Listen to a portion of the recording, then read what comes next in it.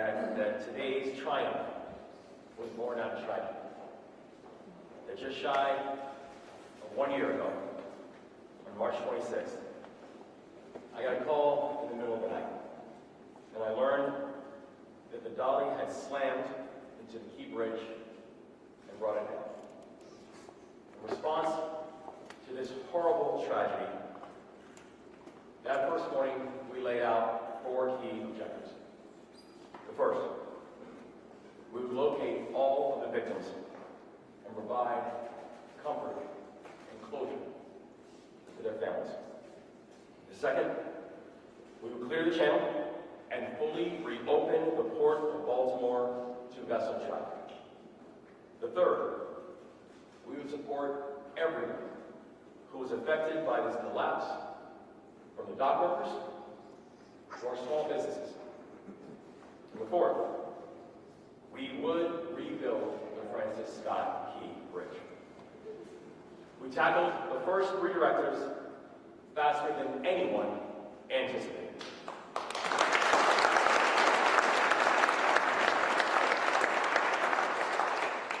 For Directive 1, we recovered all 6 victims and brought comfort and closure to their families, and I want the entire state to know that we still continue to stand with those families and be with those families, and I want all of the families to know that the entire state continues to stand with you. Están en nuestros corazones, nuestros pensamientos y nuestras oraciones. Directive 2. While many said it would take 11 months to reopen the Port of Baltimore, this team got it done in 11 weeks.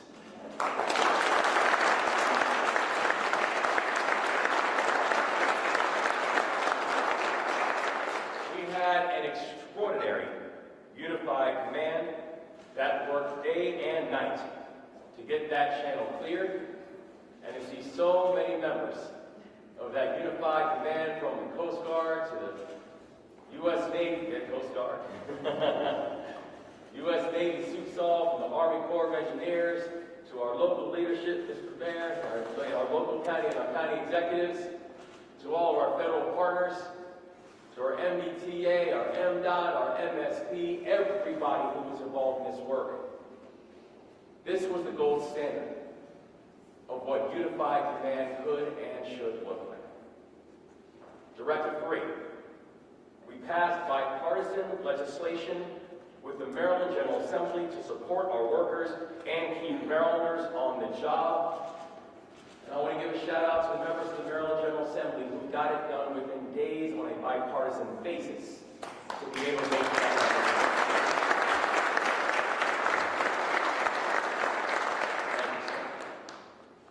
And after completing those 3 directives, we set our focus on number 4, rebuilding the Francis Scott Key Bridge.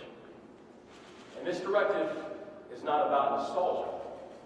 This directive is about necessity. Because you cannot have a fully functioning Port of Baltimore, the gateway to America, without the Key Bridge. And we wanted to make sure that people understood that this was one of the core arteries that was necessary to make sure that the Port of Baltimore could continue to do all the work that it could do on behalf of not just the people of Maryland, but the people of this country. And when it came to making sure that we would rebuild the Francis Scott Key Bridge, we made sure to tackle this directive just like we tackled the other 3 directives. Together, arm in arm, that we were going to be mission first and people always.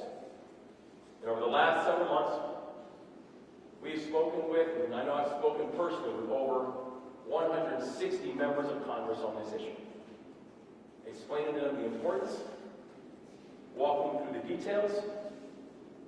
They were able to work in partnership with our Attorney General, and our Attorney General Anthony Brown, who recently filed suit against the Dolly's owners and managers to ensure that Marylanders will not shoulder the cost of rebuilding this bridge. That a broad bipartisan coalition assembled in both chambers to get the necessary support from leadership to assist with the financing of the key bridge had to move and had to move expeditiously. And the people of Maryland are grateful that Congress has stepped up strongly in helping to support this effort. And we would not be here if it were not for some of the best partners that I could ever ask for. Partners like our Lieutenant Governor, Aruna Miller.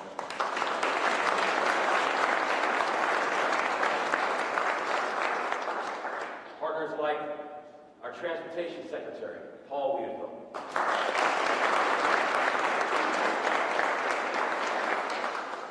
Partners like our extraordinary federal delegation. I know we have one of them here, the remarkable new Congresswoman Sarah Elfreth, and we're so happy to have you here. Thank you for all your leadership. And I know there's a few members who I also want to give a special personal shout out to include Congressman Nfume. I know this is his district, and I know he wanted to be here, but was called out of Washington. And also two people who we would not be here if it were not for the work of Senator Chris Van Hollen and Senator Ben Cardin. Yeah.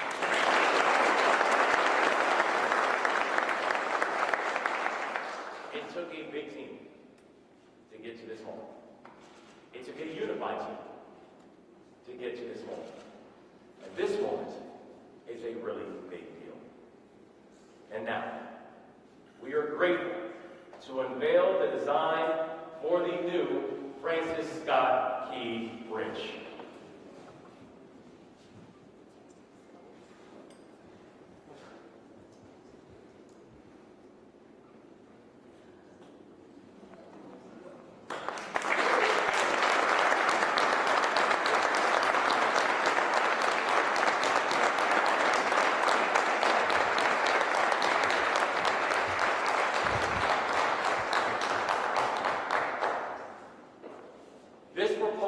Honors the architectural tradition of the Francis Scott Key Bridge.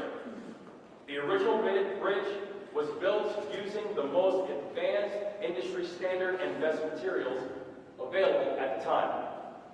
Our new bridge will also be constructed in accordance with the most advanced industrial standards and also the very best infrastructure design. We are going to use the best materials available, and we are going to employ many Marylanders to get it done.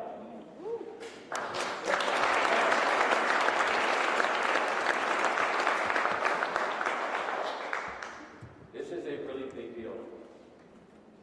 And this is a moment that I know for so many of us, we've been waiting a long time for today. And the people in this room, the people who this room represents, we're here because of you. We're here because you never stopped pushing. We're here because you never stopped believing that we would look up and one day again soon see the Francis Scott Key Bridge. We are going to continue to work together to cement Baltimore as a maritime hub for the East Coast and a maritime hub for this nation.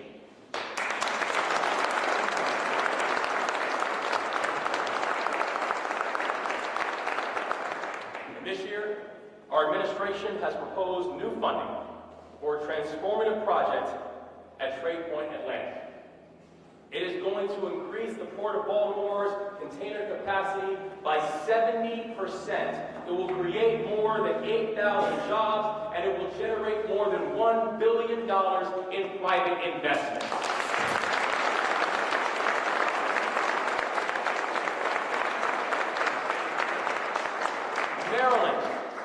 Maryland is the bridge between America and the rest of the world. This will be the place that the country will remember not just what resilience looks like, but what economic growth looks like. Because we get cars from Michigan out to market. We bring sugars and spices to Louisiana. From the East Coast deep into the farmland, commerce and trade are the bedrock of our state. And we will continue to make investments that honor our tradition. So we still have work to do. But this is an incredibly important step forward. And I know that the people with us today will gather, and will gather soon, to celebrate the reopening of the Francis Scott Bridge. May God continue to watch over the victims of the floods. May God continue to watch over their families. May God continue to watch over this journey. May God continue to watch over our great city. Today, your hard work paid off. Congratulations,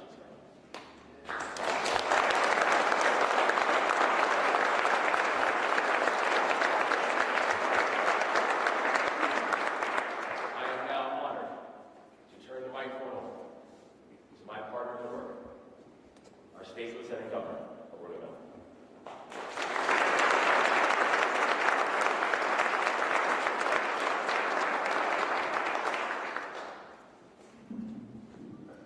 Governor, thank you so much, and thank you for your unwavering leadership in one of Maryland's worst maritime disasters. You didn't just lead an effort to rebuild. You made sure Maryland stood strong, turning loss into momentum and uncertainty into resolve. On behalf of the people of Maryland, thank you, Governor Moore.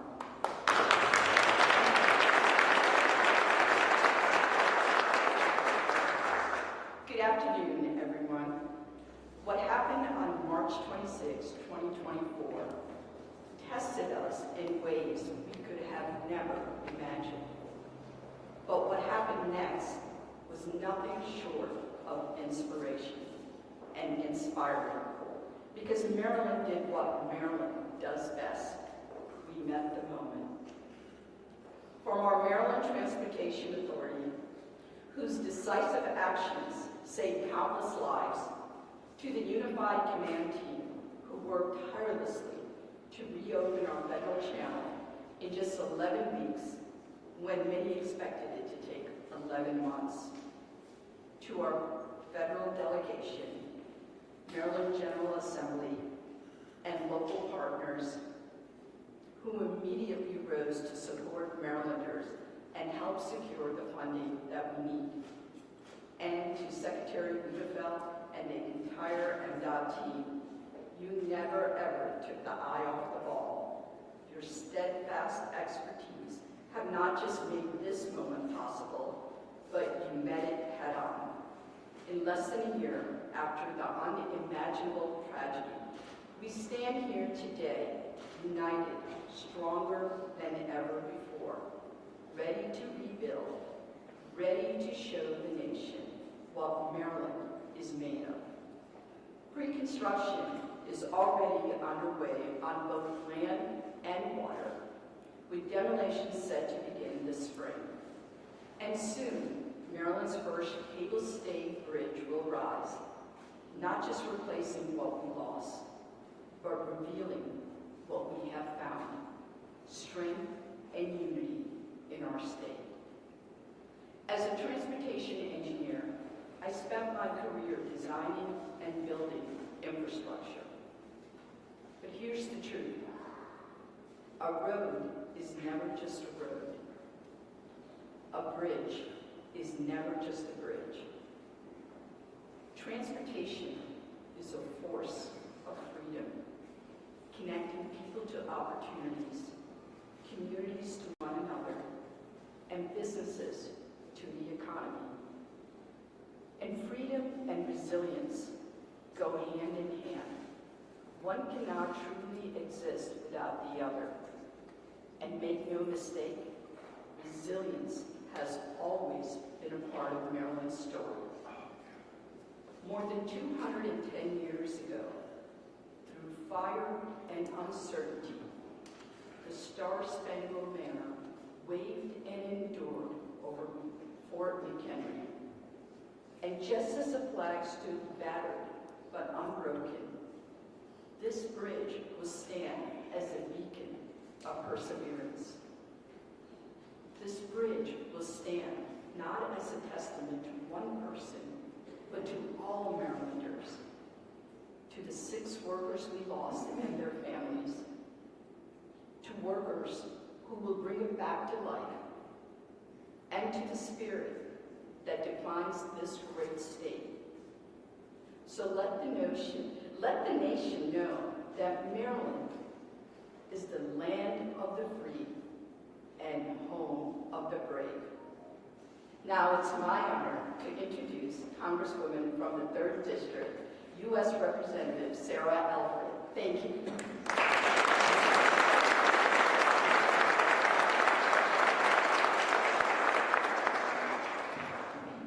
Thank you so much, Madam Lieutenant Governor. It's a privilege to be with all of you today. Thank you to the governor and his administration. You've kept your eye on the ball every single day since this tragedy occurred, and Marylanders know that. I'm here today on behalf of the entire Maryland congressional delegation, a number of whom are busy voting in D.C. right now. Senator Van Hollen, Senator Also Brooks, Congressman Mfume, of course, whose district we are sitting in, Congressman Olszewski, whose district was majorly impacted by this tragedy, and I am proud to represent Anne Arundel and Howard counties that were equally impacted by the transportation deficit that we've experienced. I'm so glad the governor highlighted the 6 lives that were lost and their families. Let's continue through this construction and through the opening to uplift those families and make sure they know how much we honor them. Now, I am old enough to remember when Republicans and Democrats could come together and do big things. It was only 2 months ago, actually.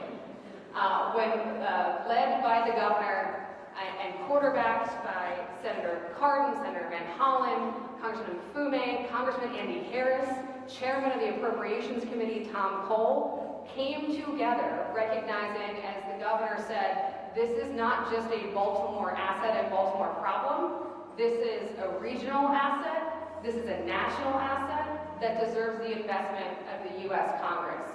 And Governor, I think I mentioned when I went up to introduce myself to Chairman Cole, who's a Republican, on the floor 2 weeks ago, and to thank him for his tireless advocacy for this bridge in his committee, he said, "Oh, it was all your governor." So know that you have many fans, not just in the Maryland delegation in Congress, because they recognize your fierce advocacy for this project. And I'll just close by saying, let this bridge be a beacon of what is possible, what can be accomplished through teamwork, through bipartisanship, and through the optimism of what can happen when we work together.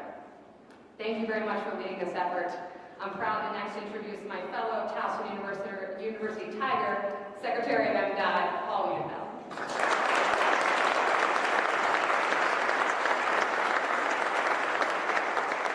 Thank you, Congresswoman. Let me begin again by obviously thanking Governor and Lieutenant Governor for your leadership, but really more importantly for your support. The support of our team, the support of the community, the support of the families, the support of the workers. I mean, that's really what it's been about, and you continue to do that. So I just want to thank both of you, first and foremost. Also want to thank Secretary Martinez with the Small Business Affairs, because we want to make sure that small businesses and minority businesses have a big part in this contract going forward. So thank you for all your efforts in working with us on that. I also wanted to thank the MDTA board members who are with us today. Thank you for taking time to be here and all your support throughout the year. I wanted to thank, obviously, our Executive Director at MDTA, Bruce Gardner, and a special thanks to Jim Harkins, our Chief Engineer at the Maryland Transportation.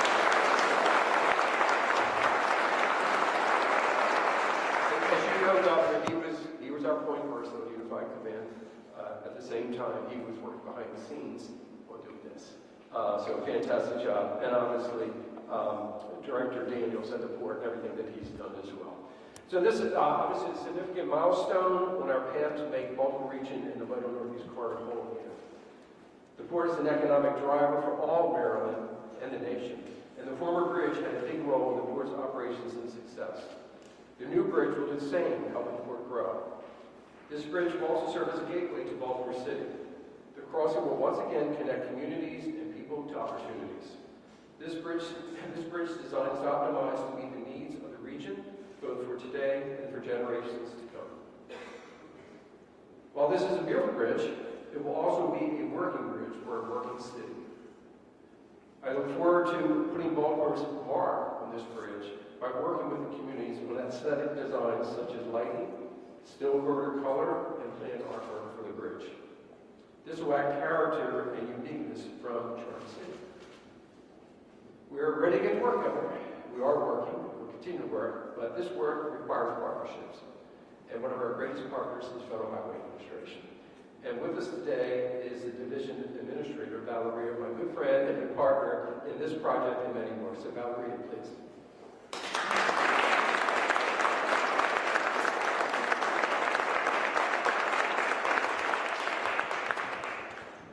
Thank you, Secretary Weatherford. What a glorious day today. Such a milestone. I am very happy to be here. I want to echo all the sentiments expressed today already and recognize the outstanding collaboration, partnerships that brought us to this point of rebuilding the Francis Scott Key Bridge, or as we call it at Federal Highway Administration, FSK. Near 11 months ago, Baltimore, Maryland, and the entire nation were shocked by the collapse of the FSK Bridge. When I learned of the collapse, I immediately thought about people who were on the bridge. My heart goes out to the families of 6 construction workers who perished that day. Their absence is deeply felt, and their families' lives will never be the same. The heroic actions of Maryland Transportation Authority officers who swiftly respond by closing the bridge approaches and communicating the emergency undoubtedly saved many lives. Thank you, officers, for your heroic actions. Following this catastrophic event, Federal Highway Administration mobilized immediately, working across multiple offices and in close coordinations with local, state, and federal partners. Thank you, the U.S. Coast Guard, the U.S. Army Corps of Engineers, Governor, early Lieutenant Governor, the Maryland Department of Transportation, the MODES of Maryland Transportation Authority, and the State Highway Administration, the City of Baltimore, and all who helped to mitigate supply chain impacts, manage traffic, and reopen the port. I would be remiss not to include our key federal environmental agencies we continue to work with, such as U.S. Fish and Wildlife Services, the National Oceanic and Atmospheric Administration, the Advisory Council on Historic Preservation, and the Environmental Protection Agency. Together, we are ensuring that emergency procedures, environmental reviews, and permitting processes are expedited to support the rapid reconstruction of this vital infrastructure. As you know, the Federal Highway Administration announced the immediate release of $60 million in quick release of emergency relief within hours of MDOT's request for funding. This funding served as initial down payment, and thanks to Maryland congressional delegation, the bridge reconstruction will be fully federally funded, ensuring people of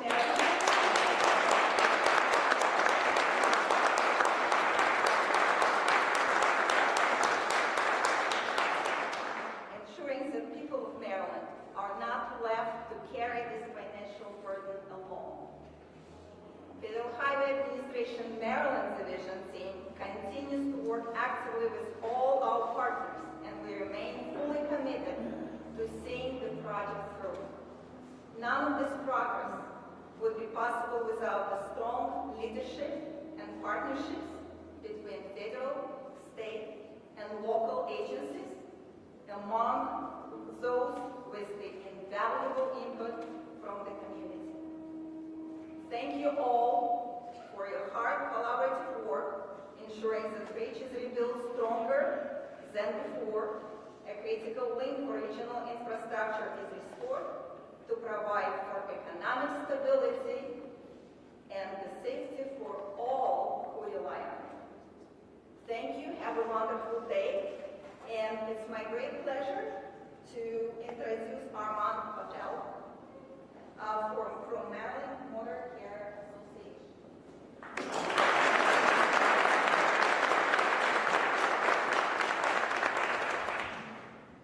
Good morning, everyone. On behalf of my organization, the Maryland Motor Truck Association, we're very, very pleased and excited to be here at this event. I certainly want to reiterate what all the previous speakers have mentioned. The level of cooperation, the level of anticipation was really unprecedented, I think, in almost any event, certainly in my career. On behalf of the trucking community as a whole, and especially those who service the port, we want to express our sincere thanks to all of those who helped with the disastrous impact of this tragedy. You know, I have a list of thank yous, and you know what they say about thank yous. You know, when you start listening, you inevitably leave someone off. So my apologies ahead of time if that happens. But our special thanks goes out to the White House and the U.S. Department of Transportation, who listened and understood the challenges that we faced, enabling the Federal Motor Carrier Safety Administration to enact temporary hours of service rulings, allowing our drivers to retrieve diverted Maryland cargo from neighboring ports. Governor Moore, whose leadership showed what can be accomplished while respecting the dignity of the victims and their families and emphasizing safety as a guiding principle. Secretary Wiedefeld, for his stewardship of resources and experience during the recovery process. An extra shout out to the entire team at the Maryland Department of Transportation, including SHA, the MDTA, for helping with the challenges of container transport and coordinating our requests. Port Director Jonathan Daniels, whose day-to-day advice and guidance help the community maintain focus while informing us of the progress and challenges of the effort. Secretary of Labor Portia Wu and her extraordinary team for the implementation of the Worker Retention Program and other support programs, including unemployment insurance available for independent contractors. Secretary of Commerce Kevin Anderson for the financial assistance to business owners. There are many others, but we also want to include the Maryland Department of Housing and Community Development, the Controller's Office, Baltimore County, the City of Baltimore, and also our neighboring states of Virginia, Pennsylvania, and Delaware. For our organization, it was never really a matter of how much a new bridge would cost. We're pleased that it's going to be backed by the federal government, but for us it was really a matter of how much it would cost not to rebuild it. The intermodal group from our association suffered a disproportional impact from this tragedy, but the impacts are felt through today and will be felt until the new bridge is reopened. A study was recently released within the last few weeks by the University of Maryland and Morgan State University that estimates the collapse of the Francis Scott Key Bridge will increase the trucking industry's operating costs by $92.8 million in 2025, and each year thereafter until a new bridge is opened in 2028. That totals almost $450 million of additional expense, and that's if we remain on schedule, so we're holding you to it. That said, we are confident that there is a team in place to deliver a new bridge safely, on time, and within budget. Thank you again, everybody. At this time, I'd like to bring the governor back up to the podium for any questions.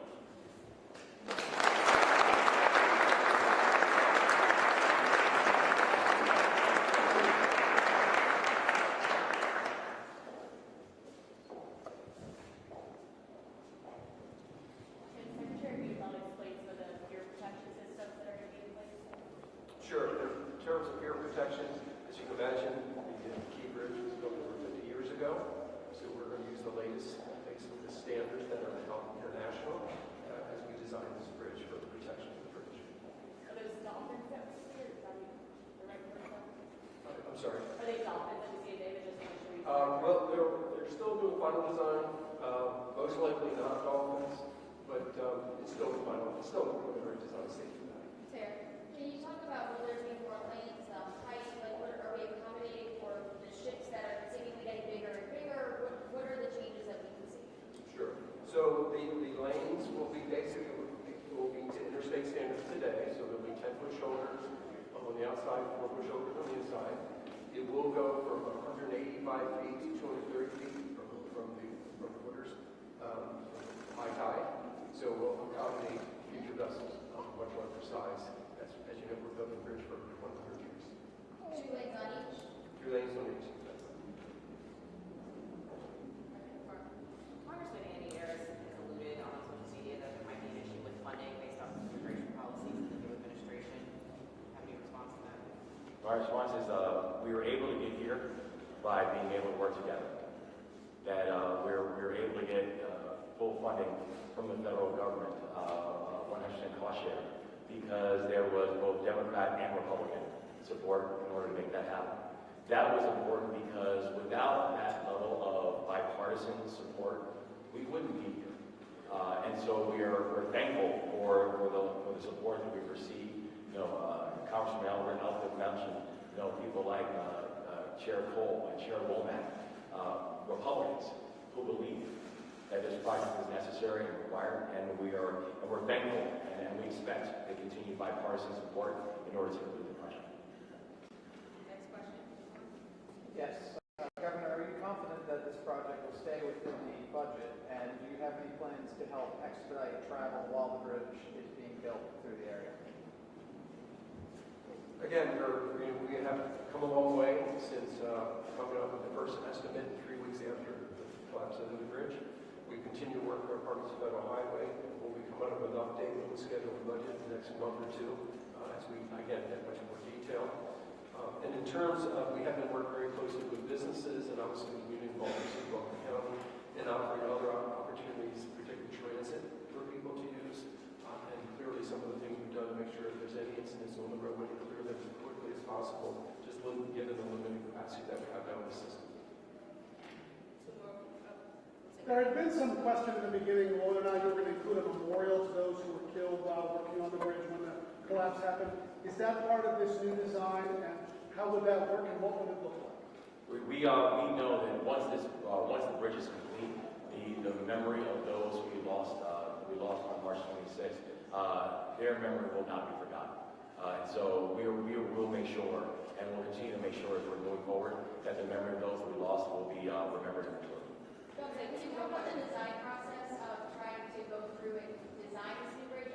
From Connecticut originally, it reminds me of our Oval Bridge over the Hudson. Can you talk about that process of trying to find best practices nationwide? We have a international team working on it, to be frank, to help us with that. We have a very strong team of Jim here as our chief engineer. So we're basically taking the best of the best that we can find, but we're also very focused on the time to redo this bridge. You can serve from the trucking association, the impacts that has, and when they travels in this area knows that every day. And then in terms of keeping costs, both today's costs and future costs, as minimum as we can. Last question.